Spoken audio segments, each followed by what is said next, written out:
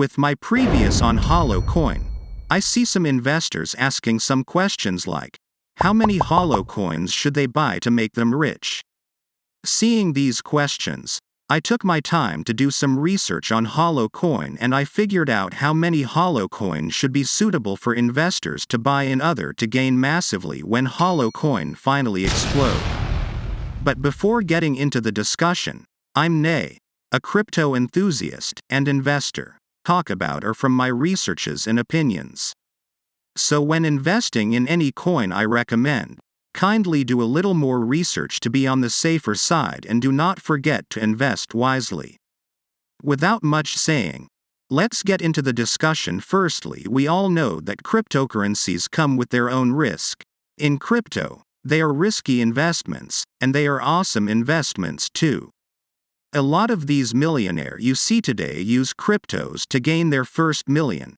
There have been some doubt about Holocoin this past few days, but I still do not believe that Holochain is an investment.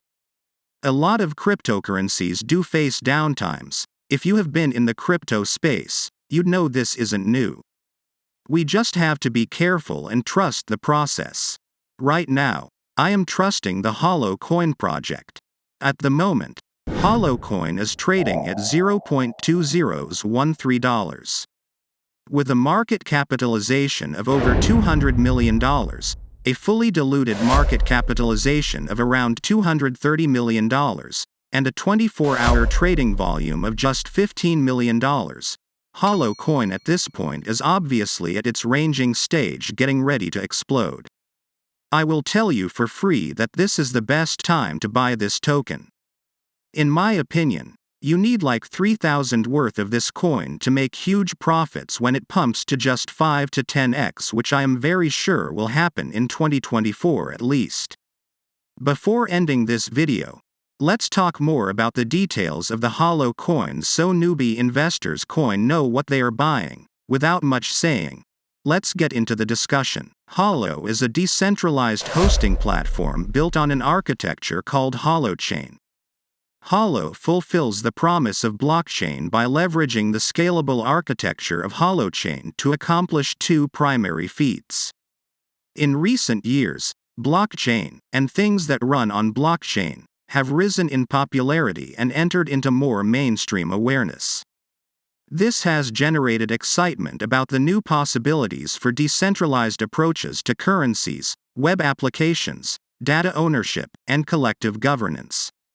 Some early implementations have been demonstrably useful, yet large current architectures have hampered scale applications.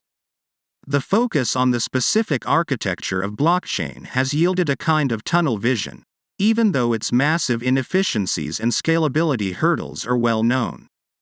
Blockchain currently consumes more than 0.1% of the world's electricity to power less than 0.0001% of the world's finances, or in the form of crypto tokens with wildly fluctuating, speculative value, and no inherent much energy it wastes to use it. Rather than requiring specialized processors for massive computation for mining, we present an alternative approach to reach large scales even with low-powered computing devices. Holo is intended to be scalable, secure, and stable enough to be the foundation for a new crypto economy. To accomplish this, Holo must provide high-speed crypto accounting, massive transaction volumes with high enough efficiency to minimize overhead, and a cryptocurrency that is stable enough for normal people to rely on for their livelihoods. It must also be structured with proper incentives for participation and provide adequate resources for the maintenance of its infrastructure. Holo mobilizes computing resources which can be fairly easily measured in terms of bandwidth, storage, and CPU time or cycles. As network computing power and access to high-speed connectivity expands, costs and prices will be driven downward. The fee infrastructure involved with traditional financial transactions does not map well onto this problem space, owing to the very small, but very frequent transactions it services. The toll of having to pay a bank a 3% charge plus a $0.25 transaction fee on a $0.00025 transaction obviously makes such a system unfeasible. People can't pay over 1,000 times the cost of computing power in transaction fees. The computational overhead of blockchain poses the same problem. For Holo to service mainstream internet markets, it must be able to host large peer-to-peer versions of applications similar to Slack, Twitter, or even Facebook. Accounting capacities for the computation obviously must scale with the application's usage. As such, Holo must exceed the capacities of the current blockchain throughput of a few transactions per second by at least 1,000,000-fold.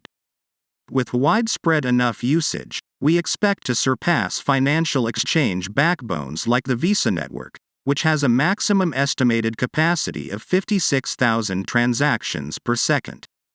For Holo to serve the trillions of small computational interactions that it will need to handle, we've designed its currency system to support millions of transactions per second and account for service provision in batches. The batching is facilitated by signed service logs, which record signed requests and their associated signed responses, along with the underlying computational metrics to deliver them. When the log on a device accumulates enough microcharges to cross the billing threshold, in terms of time elapsed or charges accumulated, it generates a proof of service invoice for the services performed. Holochain is a fully peer-to-peer architecture that enables applications to run with no centralization at all. However, to bridge between a fully peered world and the website and functionality people are familiar with, Holo builds the bridge to the centralized web. Full details 21 are in the hosting paper, but one example involves enabling people to type a domain name into their web browser and provide domain name services, DNS, to resolve, in order to connect them with a cluster of hosts for the application they are trying to reach. We are used to thinking of the web as decentralized, but once someone has experienced fully decentralized spaces with no global address or name authorities, no root servers, and only content addressability via cryptographic hashes, then the aspects of centralization in the existing pattern of web and internet become apparent. Accordingly, every currency transaction earmarks a small promise for payment of the transaction fee.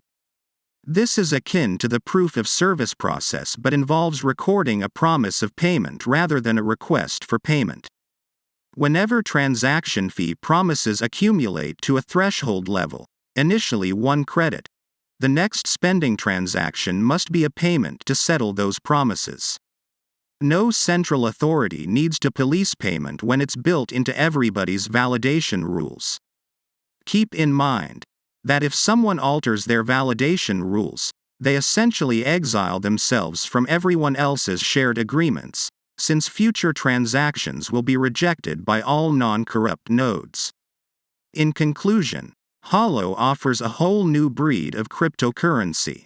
Unlike its predecessors, it is not a crypto token or crypto coin, but a mutual credit accounting system where every transaction is countersigned on the local chains of both counterparties. This allows us to design the crypto credits to forge new patterns of social and market behaviors that have not previously been possible. This will be the end of the video. Don't forget like, share, subscribe, and invest wisely. Thanks.